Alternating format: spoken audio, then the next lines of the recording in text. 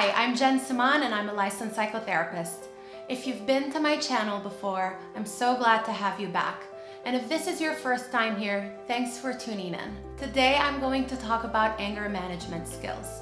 Last week I posted a video on what anger is, or understanding anger. So before you watch today's video, I'm going to encourage you to click here and watch the video I posted before, because I do think it's important to understand what anger is before you can effectively learn how to manage it. Before we get started, just let me gently remind you to like this video, leave a comment with any questions or feedback for me, and please subscribe to my channel and click the notification bell so you get notified whenever I post future videos. The first and one of the most effective ways to effectively manage your anger is recognizing it as early as possible. In order to recognize anger early, you have to be very attuned to your body.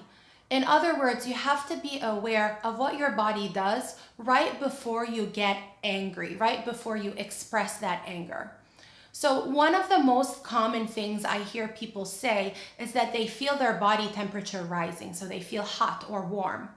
Other people express feeling like their voice is about to raise. Some people clench their jaw or their fists.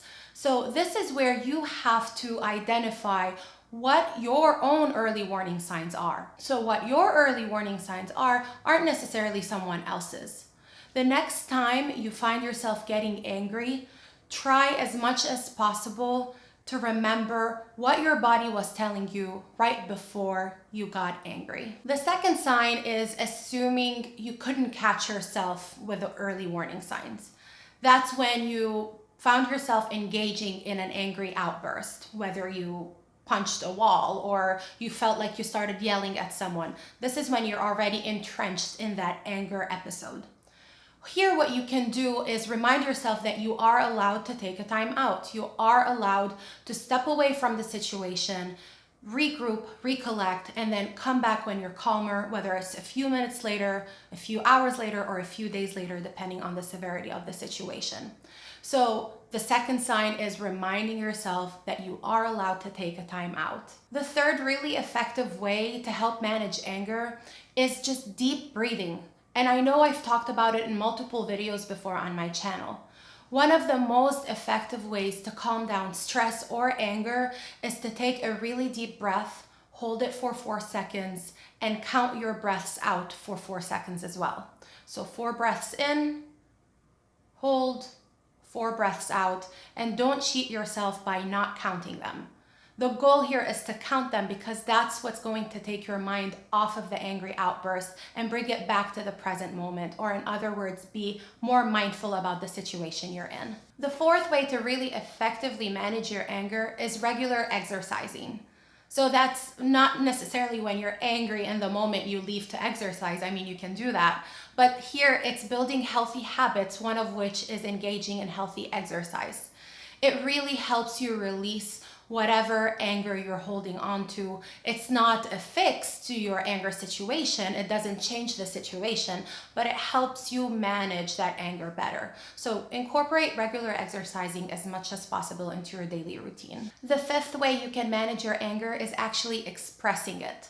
So as I've said in my previous video about anger, anger is a natural emotion. You're allowed to experience it. You're allowed to express it. The important thing is how you express it. So we don't want to cause any physical or psychological harm to you or to someone else.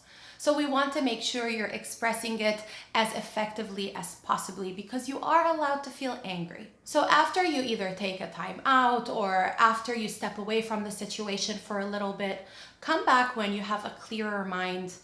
Maybe when you're not experiencing the anger and the frustration in your body as much, and speak as assertively as possible. Communication is on a spectrum.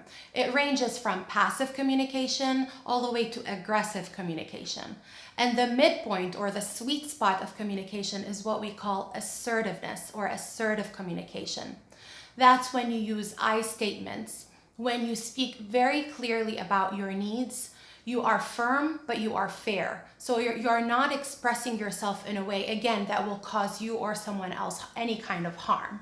The sixth way to effectively manage your anger is thinking of the consequences of that angry outburst. Think about how it's going to affect you or that other person. Ask yourself if it's going to bring you the result you are hoping for. Is it going to make the situation better? Chances are your answer is going to be no, because it's just going to add fuel to the fire. It's more likely to make the situation worse than better. So I'm also going to encourage you that when you think of the consequences, to also write them down. Visual cues are very helpful with anger management. So writing it down in a journal or a place you can go back and look at, it helps you remember how anger can affect you and others in a negative way. The seventh and last anger management skill I'm going to share with you today is what we call visualization.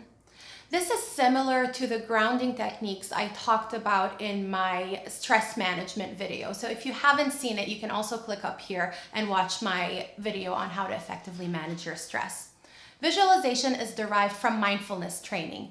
That's when you try to picture in your mind a happy place, a place that makes you feel relaxed. Whether it's the beach, if it's with someone you care about, for me it's the spa. So wherever you feel comfortable and relaxed, try to picture yourself in that situation.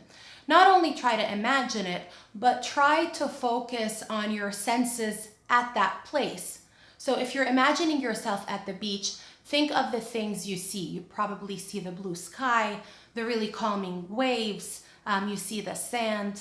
What do you hear? You hear the crashing of the waves, you hear seagulls passing by, and think of what you smell, what you touch or feel, and what you taste in that visualized space that you put yourself in. So these are 7 ways that will help you manage your anger. Just as I said in my previous videos, those are not solutions to your anger or your problems. Those are just clinically and evidence-based suggestions that will help you effectively manage whatever negative emotions you are going through. For today's video, that's anger. So I really hope you try one or more of those techniques, and I hope you come back and leave a comment with what works for you and what doesn't. This way, whoever is reading my comment section can also learn and benefit from other people's experiences. Thank you so much for watching today's video. I hope you found it to be helpful, and I look forward to seeing you all in my next one.